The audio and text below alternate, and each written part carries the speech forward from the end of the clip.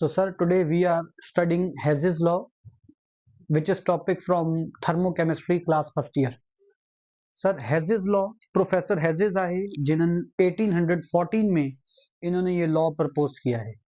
Sir ये law of conservation of energy को भी प्रूफ कर रहा है। हेजेस लॉ कह रहे हैं the change in enthalpy for reaction remain same in direct और इनडायरेक्ट रिएक्शन। फॉर एग्जाम्पल, मैं सिविल हॉस्पिटल से आपके घर तक आ रहा हूं और मेरा जो पेट्रोल है वो 100 रुपीज का लगता है, पर अगर रास्ते में मुझे यहाँ भी एक ट्यूशन मिल जाए, यहाँ भी एक ट्यूशन मिल जाए और यहाँ भी एक ट्यूशन मिल जाए, क्या मेरा पेट्रोल ज्यादा लगेगा या उतना ही लगेगा? सर उतना ही लगेगा, क्योंकि डिस्टेंस क्या है, डिस्टेंस तो सेम ही है। वो तो हमने उसको किसमें किया है, किसको में रुक रुक कर आ पाए हैं। तो सर ठीक इसी तरीके से अगर आप बोर्ड पर देखें, कार्बन डाइऑक्साइड को हमने दो कास्टिक सोडा के साथ रिएक्ट करवाया। कार्बन डाइऑक्साइड है और ये सोडियम हाइड्रोक्साइड है जिसको हम कास्टिक सोडा भी कहते हैं। जब ये दोनों मिले तो इन्होंने क्या बनाया हमारे लिए, सोडियम कार्बोनेट। और इसमें नजूला कितनी एनर्जी लगी है हमारी, -19 किलो जाउल पर मोल।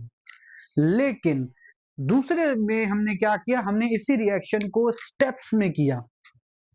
हमने कार्बन डाइऑक्साइड को पहले 2 मोल्स के साथ रिएक्ट करवाया था, इस बार हम 1 मोल के साथ रिएक्ट करवाते हैं। कार्बन डाइऑक्साइड कास्टिक सोडा के 1 मोल के साथ रिएक्ट हुआ तो कितनी एनर्जी निकली आपकी, इवॉल्व हुई है एक्सोथर्मिक में, -49 किलो जाउल पर मोल।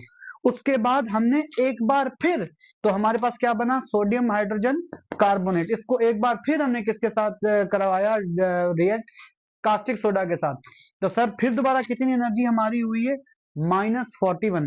तो सर -49 और -41 इन दोनों को आप माइनस इंटू माइनस प्लस करो तो क्या आंसर आएगा आपका, फिर दोबारा 90 किलो जूल पर मोल आएगा। तो सर अगर आप डायरेक्ट जाएं तब भी उतनी एनर्जी है, अगर आप सीरीज में स्टेप्स में जाएं तब भी उतनी एनर्जी है।